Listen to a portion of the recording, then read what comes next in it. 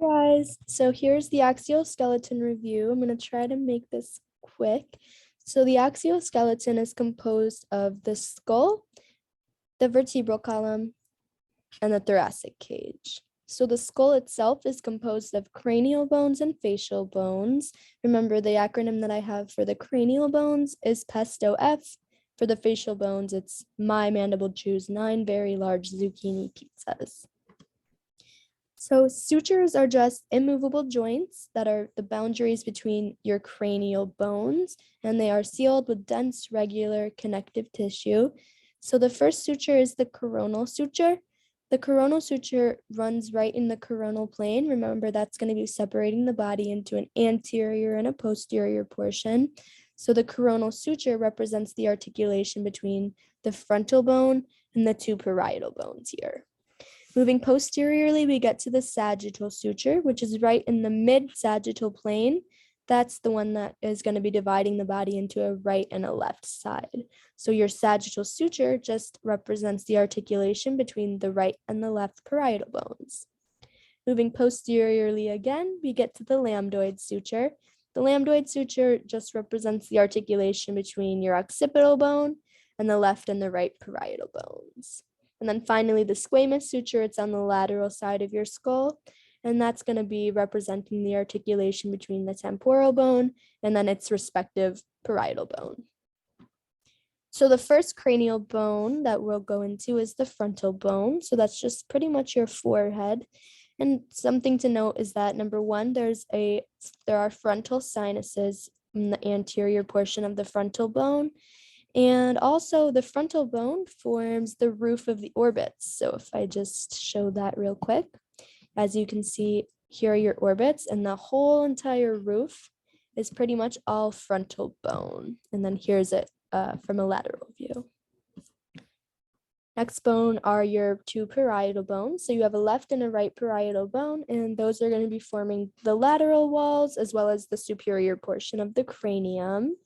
And the parietal bones, then remember, they are articulated by that sagittal suture.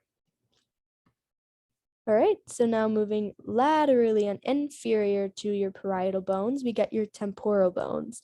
So there are some landmarks that you need to know about the temporal bones. Number one, this hole here is actually the external auditory meatus. The internal auditory meatus is deep to the external auditory meatus. Remember, that's going to be covered by the tympanic membrane, aka the eardrum. And so sound waves are going to travel through here, vibrate your ossicles, your ear bones, and then eventually travel up to the brain, and your brain will make a decision about that sensory information. And then the next landmark is the mastoid process. So that's just posterior to your earlobe. It's that bump that you can feel. I'm palpating mine right now. And then deep to your mastoid process is the styloid process. So as its name implies, it looks like a little stylus. And then the second last landmark is the mandibular fossa of the temporal bone. So right here, you can see this little groove, and that's where the head of the mandible will articulate to form your temporomandibular joint. All right, so the last landmark is the zygomatic arch. So there's going to be a zygomatic process of the temporal bone here, which will articulate with the temporal process of the zygomatic bone to form that zygomatic arch, which you should be able to feel just posterior to your cheekbones. All right, next we get to the occipital bone. So that's your posterior most cranial bone, and that's going to be protecting the brain posteriorly, but it's also going to be forming the floor of the brain case. So your brain is literally just sitting on your occipital bone. And posteriorly, you can see this external occipital protuberance. That's just a bump. You actually should be able to feel this bump on the back of your head. That's the external occipital protuberance. And now looking at the inferior portion, so imagine you're just looking at the posterior skull and then tipping it forward like this. we can see this hole here, the foramen magnum. That's just where your spinal cord enters your cranial cavity.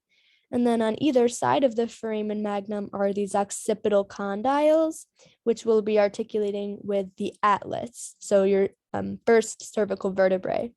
And that's called the atlanto-occipital joint.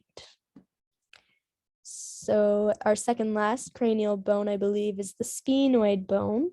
So this one looks a little weird, kind of like a butterfly, and it does have wings. So here's the greater wings, and you can see the greater wings laterally as well, and here.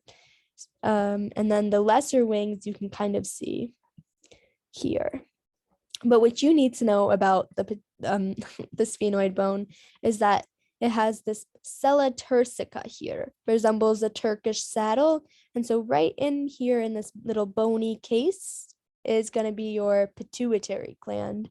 And your pituitary gland is the master endocrine gland, which we'll get into shortly. The ethmoid bone, here's our last cranial bone. It's going to be positioned just between the orbits, so just between your eyes, and some landmarks on the ethmoid bone. Number one, the crista galli. So that's just going to be this thin elevation, and that's where your falx cerebri attaches. So that's part of the protective tissue coverings of the brain. And then on either side of the crista galli, you have this cribriform plate here. And if you zoom in, if you look closely, you can see these teeny tiny perforations. These are called cribriform foramina, and these are where your olfactory nerves will travel up to the brain to convey information about smell. One more thing about the ethmoid, two more things. There are ethmoidal sinuses, which are in the ethmoidal labyrinths, and if I forgot to mention, you have sphenoidal sinuses as well in the body of the sphenoid bone. But so you have the ethmoidal sinuses, and then also, I'll show you on here, the perpendicular plate of the ethmoid bone, which is this portion right here, is going to be forming your superior bony nasal septum. So that's going to articulate with the vomer here to form your bony nasal septum. If you can see on either side of the perpendicular plate are your middle nasal conchae. So your middle and superior nasal conchae are part of the ethmoid bone as well. Okay, so moving on now to the facial bones, starting with the zygomatic bone, that's just your cheekbone. So you can feel your zygomatic bones here. And what's important about these is that, remember, the temporal process of the zygomatic bone is going to articulate with the zygomatic process of the temporal bone to form that zygomatic arch, which I'm palpating mine right now, just like a thin ridge of bone. Okay, the lacrimal bones, they're going to be in the medial wall of your orbits. They're teeny tiny little bones. What's significant about these is that there's these little openings, these little holes, the lacrimal groove, in which the nasolacrimal duct travels. And the nasolacrimal duct, it allows tears from your eyes to drain into the nasal cavity. So you can imagine that going right into here. So when you're crying a lot, you often get a runny nose, and that's thanks to your nasolacrimal duct. The nasal bones, you should be able to palpate those. Those just form the bridge of your nose. They're often fractured when someone has a broken nose. Those are the nasal bones. All right, so the vomer I just briefly mentioned forms the inferior portion of the bony nasal septum. So remember, it's going to be articulating with the perpendicular plate of the ethmoid up here. But so here is your vomer. Here's your vomer. Okay, and now we move on to the inferior nasal conchae, which are just on either side of your vomer. And just like the superior and middle nasal conchae, they just serve to help create turbulence in inhaled air. So they help your inhaled air stay in the nasal cavity for longer, because that's where the air gets warmed and humidified before it enters your lungs. All right, so now we're moving on to the palatine bones. The palatine bones, they form the posterior most portion of the hard palate. So if you put your tongue on the roof of your mouth and travel posteriorly just until you get to that soft portion, you'll be feeling the palatine bones most posteriorly. So they'll be articulating anteriorly with the maxilla here. Speaking of the maxilla, here it is. Just like I said, the maxilla is going to be forming the anterior portion of the hard palate. So as soon as you put your tongue up on the roof of your mouth, you're feeling your maxilla until you trace it back posteriorly to the palatine bones. And then these alveolar processes are what hold your upper teeth in place. It's a special kind of synarthrosis. All right, your mandible, here's our last facial bone, the only movable bone of the skull. What you need to know about the mandible is that, remember, the head of the mandible is going to be articulating with that mandibular fossa of the temporal bone, and that's going to be forming both a hinge joint and a gliding joint. All right, so now we're done with the skull, right onto the vertebral column. So the vertebral column is going to be composed of your 7 cervical vertebrae. So wake up at 7, 12 thoracic vertebrae, eat lunch at 12, and 5 lumbar vertebrae. So eat dinner at 5. And then the last portion of your vertebral column, or the most inferior portion, is going to be the sacrum and the coccyx. So just before I move on, remember you're going to have lordosis, kyphosis, lordosis, kyphosis. Those are just the names of the curves. So I always just say in my head, LK, LK, LK, LK, LK. If you can just remember LK, LK, LK, you'll be able to remember the order of the curves. All right, so now moving on to just a typical vertebra, the parts of a typical vertebra. So starting off with the body, you can see the body here, here. The body is just the most anterior region, and that's also the weight-bearing structure. So your intervertebral discs will be placed on the body. And so you're not just going to have bone on bone. The discs will be separating adjacent bodies. Okay, so now moving just posterior from the bodies, we get these pedicles. And pedicle means little foot. So as you can see, it's originating from the posterior lateral portions of the body. And what extends from these pedicles is going to be your superior articular process here. And here you can see your inferior articular process. And so your superior and our inferior articular facets will be on those processes. And so here's your pedicle. And pedicle also is kind of like a bridge between transverse process and lamina. So the lamina here is, I think of it as another bridge, but this time between the transverse process and the spinous process. So they're going to be extending posteromedially from the pedicles. And as you can see, connects spinous process to transverse. So here's your lamina, here is your lamina, transverse to spinous process, and then here's the pedicle. Moving on from the lamina right to the spinous process, that's just the projection of bone that extends posteriorly from the laminae. And then finally, on the lateral sides of each vertebra are going to be these transverse processes. And so now I'll mention the vertebral arch. The vertebral arch is just composed of the 2 pedicles and the 2 laminae. So here's the arch there. And then lastly, the articular processes. So the superior articular facet of the inferior vertebra is going to be articulating with the inferior articular facet of the superior vertebra. Yeah, which you can see here.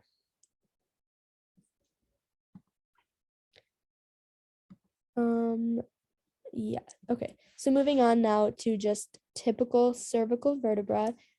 The cervical vertebrae are going to have the smallest bodies, and so therefore they'll have the largest vertebral foramen. I didn't mention that, but all of your vertebrae have these holes formed by the vertebral arch and the body, and that's where your spinal cord passes through. So it's the largest in the cervical vertebra.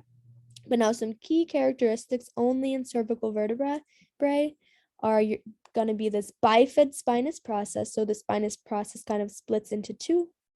And also these transverse foramina on the transverse processes. No other vertebrae have these. These are strictly for your cervical vertebra. And so your vertebral arteries and veins will travel through these transverse foramina up to the brain. So some specific cervical vertebrae that we need to know are, number one, the atlas. So that's your first vertebra. And the atlas does not have a body, as you can see here, and instead has this anterior tubercle, and it also does not have a spinous process. So instead it has a posterior tubercle. It still has the transverse foramina like every other cervical vertebrae, but it has these superior articular facets, not for another vertebra, but for the occipital bone. So the superior articular facets of the atlas of C1 are going to be articulating with the occipital condyles of your occipital bone to form your atlanto-occipital joint. And it's a condyloid joint that permits us to shake our heads, yes, and also there's some lateral neck flexion as well. And one more thing to point out about the atlas is that it has this articular facet for dens here, just posterior to the anterior tubercle. And the reason why is because your dens on your axis, your C2 vertebrae, is going to be articulating right there, right in that articular facet for the dens. So your axis is the second cervical vertebra, but the dens is this process that originates from the body of the axis.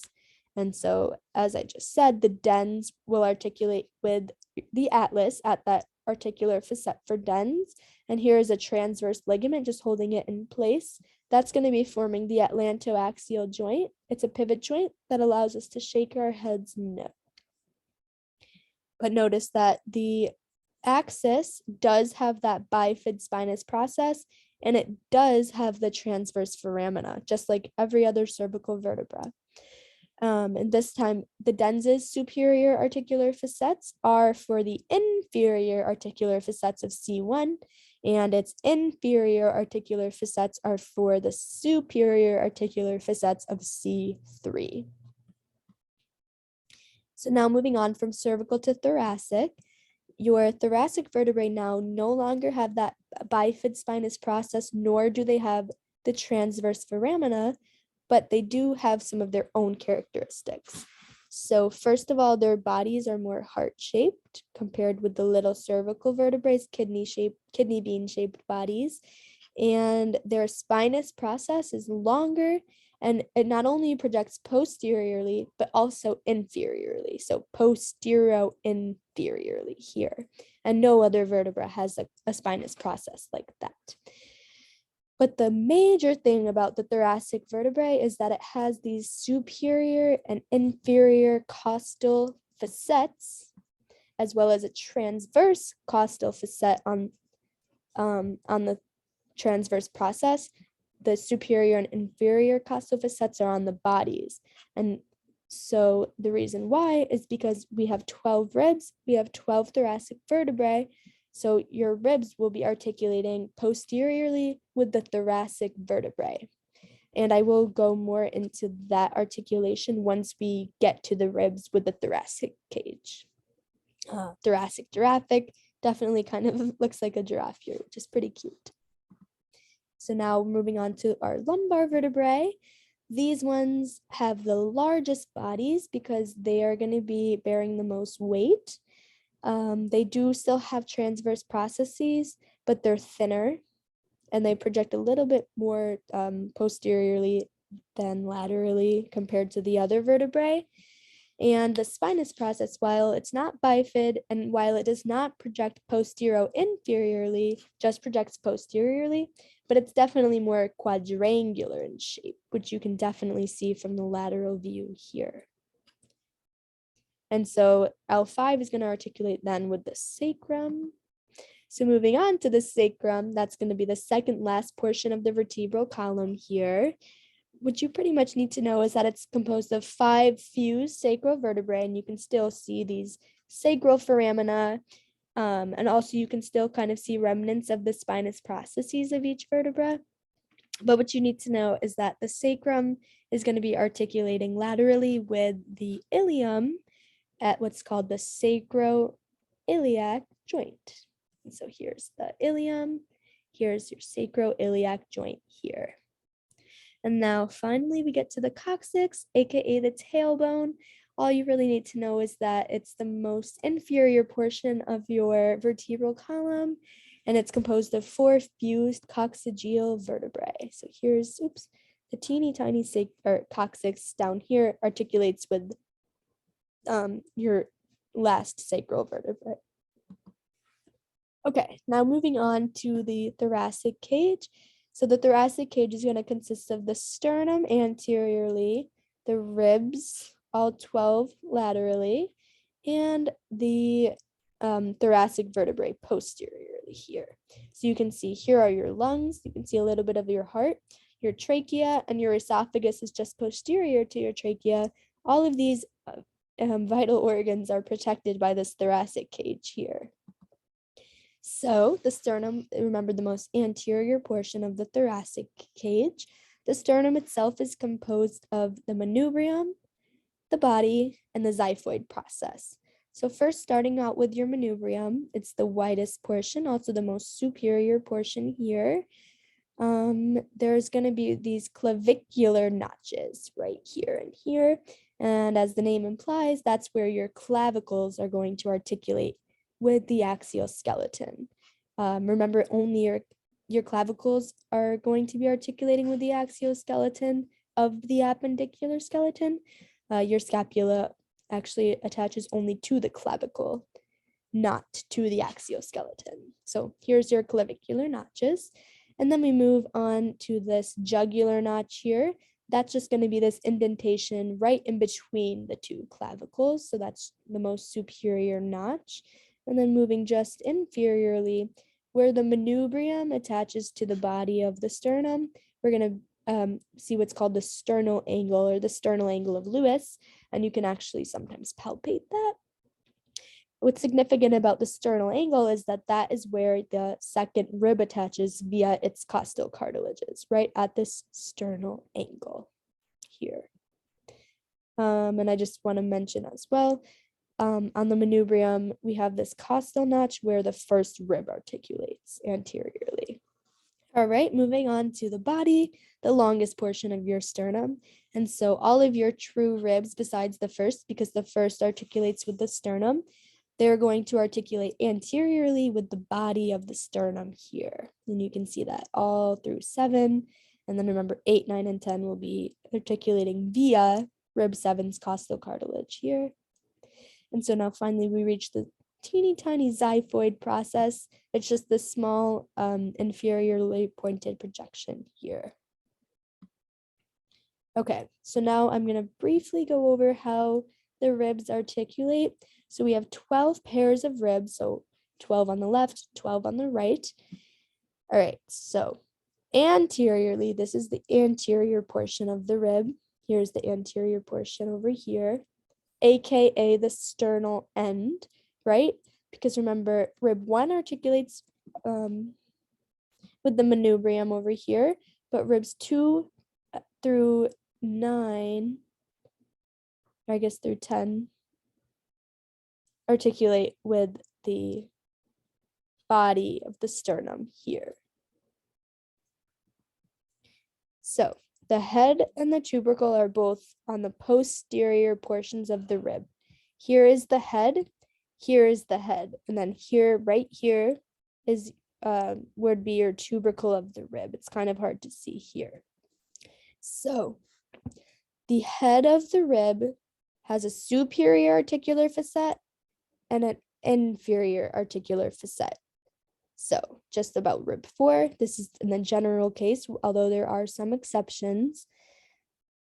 The superior articular facet on the head of the rib articulates with the inferior costal facet on the superior vertebra. So we're talking about rib 4. So the superior costal facet on the head of rib 4, the superior articular facet on the head of rib 4 is going to be articulating with the inferior costal facet on the vertebra T3. The inferior articular facet on the head of rib 4, right here, is going to be articulating with the superior costal facet on the body of T4. So the heads articulate with the bodies, and then we'll get to the tubercle. The tubercle of the rib is going to articulate with the transverse costal facet on its own respective vertebrae's transverse process. So we're looking at rib 4. So the tubercle of rib 4 articulates with the transverse costal facet on the transverse process of T4. Okay. So the head articulates with the bodies, and the tubercle articulates with the transverse process. Just take some time with this, and I'm sure that you'll be okay. You'll get to know it. Like I said, there are some exceptions. So ribs 2 through 9, it's the general case. The superior articular facet on the head of the rib articulates with the more superior vertebra, and then the inferior articular facet articulates with the more inferior vertebra here. And I've written this all out here, which you could take a look at. And then also for ribs 2 through 9, the general case, the tubercle of each rib articulates with the transverse costal facet on its corresponding vertebra. So what that means then is the tubercle of, let's say, rib 3 articulates with the transverse costal facet on T3. So the head of rib 3 then would be articulating with the body of T2 and the body of T3. Here are some exceptions, which you can go through on your own, but definitely just make sure you have the general idea down. So that was the posterior articulations of the ribs. So when we get to the anterior articulations, remember rib 1 articulates with the manubrium of the sternum, but ribs 2 through 7, which are your other true ribs, those are going to be directly attaching to the body of the sternum via their own costal cartilages. So here's 2, 3, 4, 5, 6, 7, and you can see they each have their own costal cartilages to attach to the body of the sternum here. And then we get into what's called the false ribs. So 8, 9, and 10 over here, I put it in blue. And so these ones are going to be indirectly attaching to the sternum via rib 7's costal cartilage. So here you can see 8, 9, and 10 all kind of merge into rib 7's costal cartilage to indirectly attach to the body of the sternum. And then finally, the floating ribs, so ribs 11 and 12, they do not articulate with the sternum at all, directly or indirectly. They're literally just floating out here, but they do still articulate posteriorly with the vertebral column. All right, so that was the end of the axial skeleton. I hope that helped.